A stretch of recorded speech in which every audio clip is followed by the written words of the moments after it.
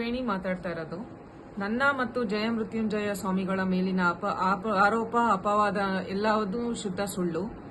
ನಾನು ಈಗ ನನ್ನ ಕೈಬರಹದಲ್ಲಿ ಅರ್ಜಿಯನ್ನು ಕೊಟ್ಟಿದ್ದೇನೆ. ಯಾರ್ಯಾರು ಕೊಟ್ಟಿದ್ದೀನಿ ಅಂದ್ರೆ ಗೃಹ ಸಚಿವರ ಕಾರ್ಯಾಲಯ, ಮುಖ್ಯಮಂತ್ರಿಗಳ ಕಚೇರಿ, ಮಹಿಳಾ ಆಯೋಗ, ಕರ್ನಾಟಕ ಎಲ್ಲಾ ಮಾಧ್ಯಮಗಳಿಗೆ, ಬಿಜಾಪುರ ಪೊಲೀಸ್ ಠಾಣೆ, ಬನಶಂಕರಿ ಪೊಲೀಸ್ ಠಾಣೆಗೆ ಇಮೇಲ್ ಮಾಡಿದ್ದೀನಿ. ನಾನು ಟ್ರೀಟ್ಮೆಂಟ್ ಅಲ್ಲಿದ್ದೀನಿ. 4 ರಿಂದ 5 ದಿನ ನಾನು ಬಂದು ಎಲ್ಲಾ ಸತ್ಯತೆಗಳನ್ನು ನಾನೇ ಹೇಳ್ತೇನೆ. ನನ್ನ ಮತ್ತು ಜಯಮೃತ್ಯುಂಜಯ ಸ್ವಾಮಿಗಳ ಮೇಲಿನ ಆರೋಪ ಅಪವಾದ ಎಲ್ಲವೂ ಶುದ್ಧ ಸುಳ್ಳು. ನಾನು ಈಗ ನನ್ನ ಕೈಬರಹದಲ್ಲಿ ಅರ್ಜಿಯನ್ನು ಕೊಟ್ಟಿದ್ದೇನೆ.